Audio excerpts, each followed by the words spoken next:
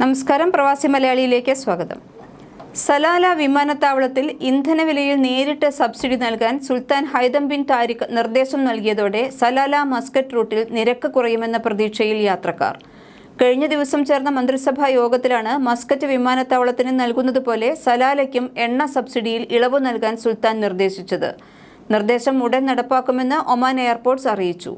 ഇത് ദോഫാർ ഗവർണറേറ്റിലെ യാത്രയും വിനോദസഞ്ചാരവും പുനരുജ്ജീവിപ്പിക്കാനുള്ള സുൽത്താന്റെ തീരുമാനത്തെയാണ് സൂചിപ്പിക്കുന്നതെന്ന് Oman airport company executive vice president engineer Zakaria bin Yaqoob Al Farasi അറിയിച്ചു. നിലവിൽ സലാം എയറിന് മസ്കറ്റിൽ നിന്ന് 30 റിയാലും ഒമാൻ എയറിന് 50 റിയാൽ മുതലുമാണ് നിരക്കുള്ളത്. ഇത് കാരണമാണ് പലരും ഖരീഫ് സീസണിൽ അപകടം പിടിച്ച റോഡ് മാർഗം യാത്ര ചെയ്യാൻ നിർബന്ധിതരാകുന്നത്. പ്രതികൂല കാലാവസ്ഥയിൽ ഏറെ ദുഷ്കരമാണ് റോഡ് വഴിയുള്ള യാത്ര.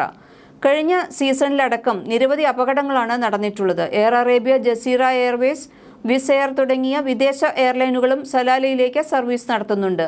ഇന്ധന സബ്സിഡിയിൽ ഇളവ് നൽകുന്നതോടെ ഈ കമ്പനികളും ചാർജ് കുറയ്ക്കാൻ നിർബന്ധിതരാകുമെന്ന് ട്രാവൽ മേഖലയിലുള്ളവർ ചൂണ്ടിക്കാണിക്കുന്നു.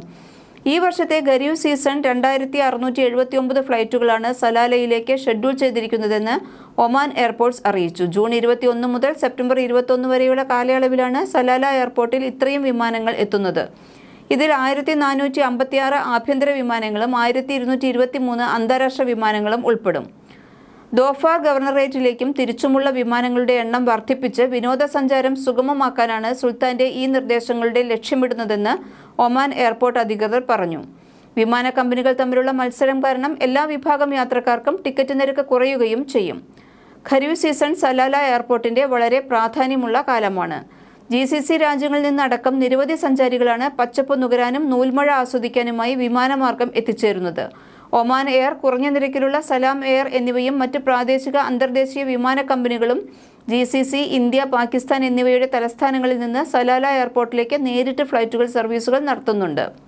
പ്രതിവർഷം 2 ദശലക്ഷം യാത്രക്കാരെ കൈകാര്യം ചെയ്യാൻ കഴിയുന്ന സലാല എയർപോർട്ട് ആഴ്ചയിൽ 75 ആഭ്യന്തര അന്തർദേശീയ അറൈവൽ ഫ്ലൈറ്റുകളും സർവീസ് നടത്തുന്നുണ്ട്. ഈ വർഷത്തിന്റെ അവസാനത്തോടെ സലാല വിമാനത്താവളത്തിൽ ഗതാഗതത്തിൽ 2% വർധനയാണ് ഉണ്ടായിരിക്കുന്നതെന്ന് കണക്കുകൾ സൂചിപ്പിക്കുന്നു.